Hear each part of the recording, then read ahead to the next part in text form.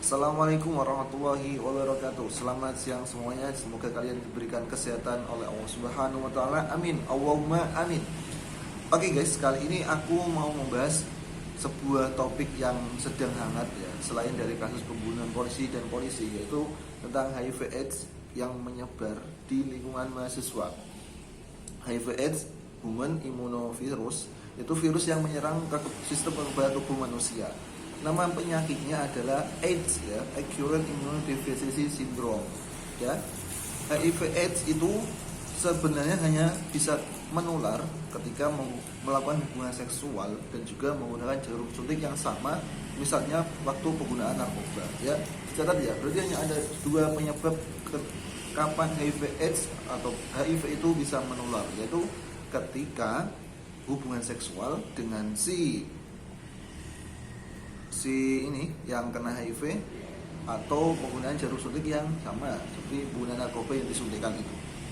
Nah, ini menjadi perhatian kita semua, apalagi kita sebagai seorang muslim, bahwa di Indonesia ternyata sekarang ini sudah semakin banyak HIV AIDS yang menyebar. Ini sangat ya menjadi kesedihan gitu.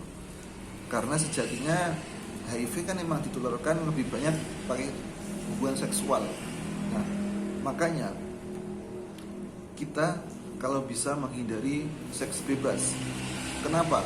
Karena kita belum tentu tahu bahwa pasangan yang kita ajak untuk hubungan seksual itu dia orang yang sehat. Ini cerita. Beberapa hari yang lalu ada kejadian di mana seorang janda akan menikah dengan seorang duda. Nah, ketika mereka mau menikah, ya, mereka melakukan tes kesehatan dulu. Salah satunya tes HIV. Ya, ternyata si laki-lakinya ini positif. Si jadinya sempat khawatir, apa itu HIV dok? Berbahaya apa tidak? Kan ini nggak tahu. Ini duda, ini janda mau menikah kan? Nah, yang dudanya tadi terkena HIV/AIDS.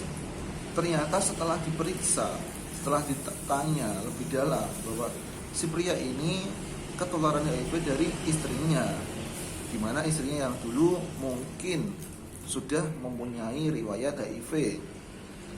Ya kita nggak bisa seudon kemana-mana ya. Intinya HIV. Dan ternyata ini setelah digali lebih dalam, si duda ini sudah melakukan hubungan di luar pernikahan dengan si janda ini. Jadi sebelum mereka menikah, ternyata mereka sudah melakukan hubungan, yang artinya si duda yang sudah punya riwayat HIV/AIDS, dia menularkan virus ini kepada si janda ini, padahal mereka belum menikah. Nah, si janda akan menjadi lebih bimbang kan? Nah, antara mereka mau meneruskan pernikahan atau tidak. Jika tidak, si janda pasti ingin menikah dengan orang lain, dan tentunya si janda sudah positif karena dia ketularan.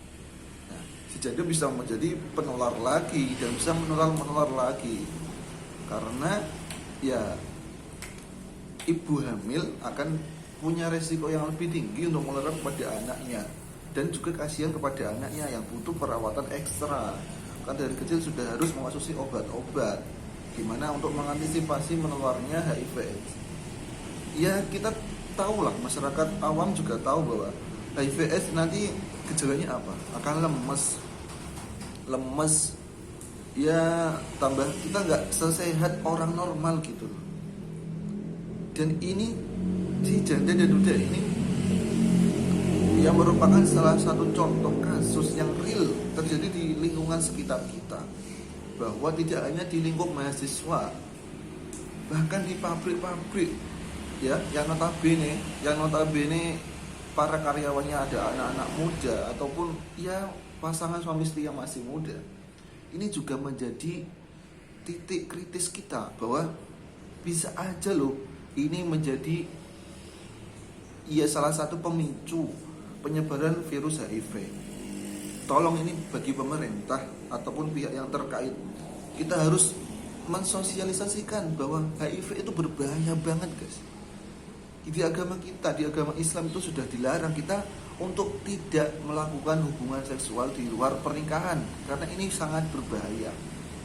Di lain itu, selain ada tempat-tempat yang menimbulkan atau yang memicu terjadinya pergaulan bebas tadi, juga ada kasus LGBT, ya.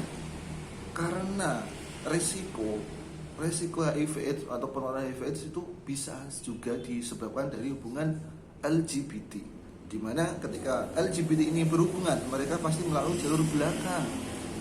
Di agama Islam kita tidak boleh melakukan hubungan lewat jalur belakang, ya, karena ya memang di sana kotor, banyak kumannya, dan itu menjadi salah satu pemicu juga menularkan virusnya. So kemarin juga ada saya cerita sama saudara, itu diceritain bahwa ada seorang istri masih muda ya, pasangan muda gitu. Dia kerja di sebuah pabrik, guys. Kerja di sebuah pabrik dan ternyata punya hubungan baru dengan orang atau rekan kerjanya di sana. Dan dia nggak pulang, padahal dia masih kerja, tapi nggak pulang ke rumah lagi dan cerai. Ini sangat-sangat mengkhawatirkan. Kita harus melek, kita harus bisa membantu untuk ayo stop hubungan seksual bebas. Kalau kalian hubungan seksual ya menikah, modalnya juga nggak mahal-mahal, ya. Jangan hanya mengandalkan nafsu sesaat, nanti kalian akan menyesal. Kasihan generasi penerusnya, karena HIV/AIDS itu ya memang sulit untuk dideteksi kalau mereka nggak mau ngaku gitu loh. Sangat sedih sih, sangat sedih. Jangan gunakan alasan aku mau karir dulu lah, tapi kalian hubungan seksual bebas. Jangan gunakan alasan seperti itu. Tanggung jawab lah, ya kita tanggung jawab. Anak-anak kita tuh berhak mendapatkan kehidupan yang layak, berhak untuk sehat gitu. Jangan berikan efek yang kalian gunakan waktu sesaat, enak-enakan sesaat, tapi dampaknya itu kepada banyak golongan si anak, dan nanti bisa si anak menolorkan anaknya lagi, itu kasihan banget itu. Ayo teman-teman, tolong sadar ya. Mari kita saling memperbaiki diri. Mari kita jaga kesehatan masing-masing, ya, terutama tadi tentang HIV. Karena saya sangat riskan banget ini.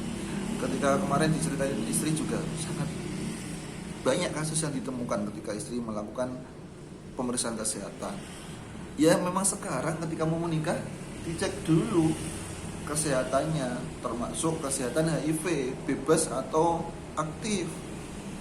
Kalau aktif ya, kalau positif ya nggak jadi nikah, bisa aja kan jadi bumerang juga. Makanya kita harus selektif juga, harus hati-hati menjaga diri lah, ya. Jangan mentang-mentang dalam di jauh pengawasan orang tua kita bisa bebas gitu, hubungan bebas, ya janganlah ya. Mungkin itu yang bisa saya share, nanti akan kita diskusi dengan istri yang mungkin lebih paham di bidang kesehatan ini. Ya intinya kalian ya tolong dijaga kesehatannya, jangan tadi menghindari pergaulan bebas. Ya kalau memang mau hubungan seksual ya nikah dulu. Ya jangan menunda-nunda. Insya Allah nanti lebih berkah kalau kita sudah nikah. Oke, cukup sekian ya. Mohon maaf apabila banyak kesalahan. Assalamualaikum warahmatullahi wabarakatuh.